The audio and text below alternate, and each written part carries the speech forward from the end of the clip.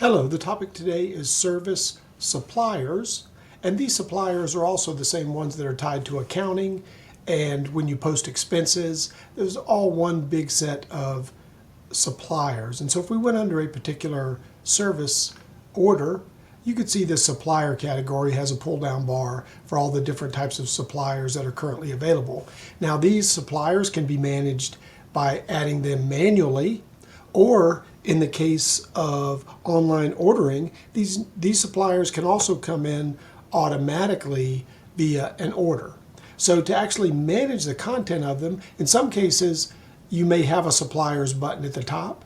If not, you just go to Tools, and underneath Service Management, there's a Manage Suppliers option. And under here, like all the other systems, in order to add a new one, all you do is click the green plus, and you could add in the information to put in that supplier. And again, these are the same suppliers that are used by accounting, and accounting can manage additional information about them. Then for each particular supplier, there's some more advanced options. You can add notes to that supplier, such as maybe they have a special number like a DOT number or something you need to have referenced. They also have additional addresses. So for instance, you can add billing, mailing, distribution, manufacturing addresses that you may use on different types of forms that we automate for you.